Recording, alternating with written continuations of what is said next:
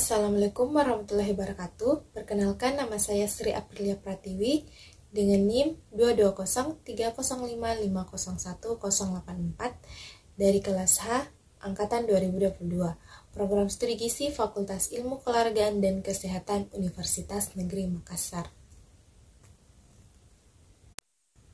Baik, pada kesempatan kali ini saya akan membahas dua topik. Topik yang pertama, 4 fase perawatan dan pengobatan gizi buruk pada balita. Topik yang kedua, 10 langkah tata laksana gizi buruk pada balita di layanan rawat jalan. 4 fase perawatan dan pengobatan gizi buruk pada balita. Yang pertama, fase stabilisasi. Fase stabilisasi merupakan fase awal perawatan yang umumnya berlangsung 1-2 hari, tetapi dapat berlanjut sampai 1 minggu sesuai kondisi klinis anak.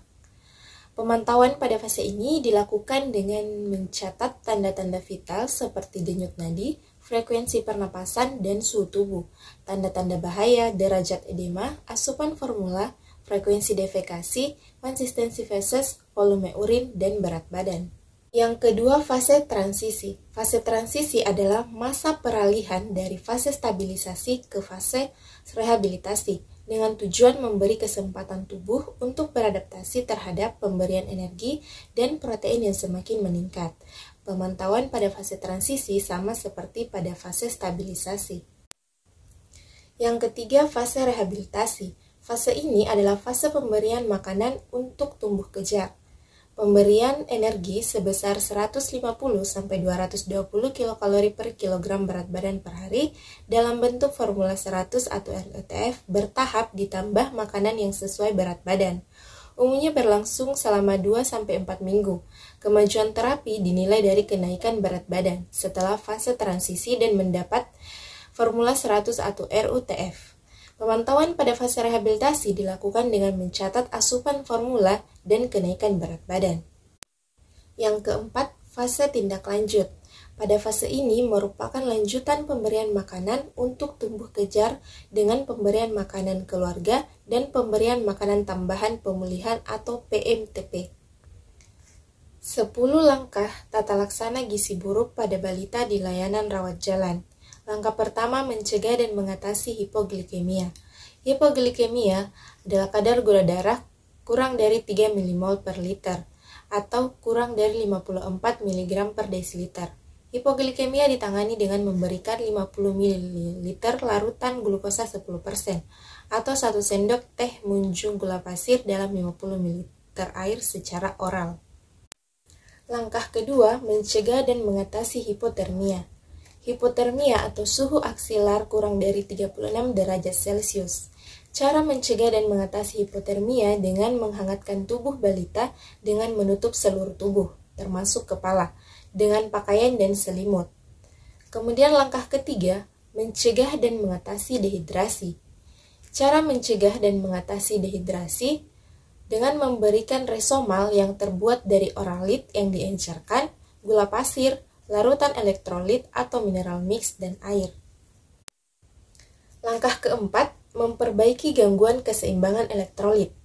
Pada anak gizi buruk terjadi gangguan keseimbangan cairan, elektrolit, dan mineral. Adapun tata laksananya yang pertama, untuk mengatasi gangguan keseimbangan elektrolit tersebut, diberikan mineral mix yang ditambahkan ke dalam formula WHO, formula 75, formula 100, dan resomal. Yang kedua, gunakan larutan resomal untuk rehidrasi. Langkah kelima, mengobati infeksi. Adapun tata laksana, yang pertama, berikan kepada semua balita gizi buruk antibiotika dengan spektrum luas. Bila balita sebelumnya dirawat inap, maka pemberian antibiotika merupakan lanjutan dari pengobatan sebelumnya dirawat inap. Yang kedua, imunisasi campak. Jika balita berusia lebih dari atau sama dengan 6 bulan dan belum pernah diimunisasi atau mendapatkan imunisasi campak sebelum usia 9 bulan. Imunisasi ditunda bila balita dalam keadaan shock. Langkah ke-6, memperbaiki kekurangan zat gizi mikro. Semua anak gizi buruk mengalami defisiensi vitamin dan mineral. Zat besi tidak boleh diberikan pada fase awal atau fase stabilisasi dan transisi.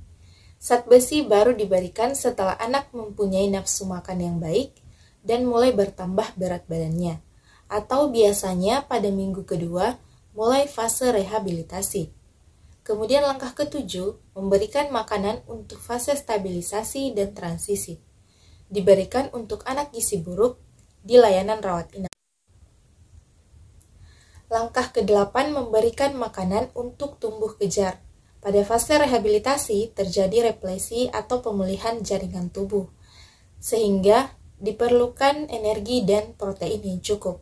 Diberikan energi 150-220 kilokalori per kilogram berat badan per hari, protein 4-6 gram per kilogram berat badan per hari. Terapi gizi yang diberikan dapat berupa formula 100 atau RUTF yang secara bertahap ditambah makanan padat gizi. Langkah 9, memberikan stimulasi untuk tumbuh kembang. Stimulasi ini diberikan secara bertahap dan berkelanjutan sesuai umur anak terhadap 4 aspek kemampuan dasar anak, yaitu kemampuan gerak kasar, kemampuan gerak halus, kemampuan bicara dan bahasa, serta kemampuan sosialisasi dan kemandirian. Stimulasi terstruktur dilakukan secara intensif setiap hari selama 15-30 menit. Langkah 10, mempersiapkan untuk tindak lanjut di rumah. Kriteria sembuh dari gizi buruk apabila berat badan menurut tinggi badan atau berat badan menurut panjang badan lebih dari min 2 standar deviasi dan atau lingkar lengan atas lebih dari atau sama dengan 12,5 cm dan tidak ada pitting edema bilateral. Bila balita keluar dari layanan rawat inap setelah sembuh atau sesuai kriteria di atas, maka dianjurkan untuk kontrol teratur setelah pulang. 1 kali per minggu pada bulan pertama, 1 kali per 2 minggu pada bulan kedua, selanjutnya 1 kali per bulan sampai 6 bulan atau lebih. Selain itu, dianjurkan juga untuk melengkapi imunisasi dasar ataupun ulangan sesuai program PPI atau program pengembangan imunisasi.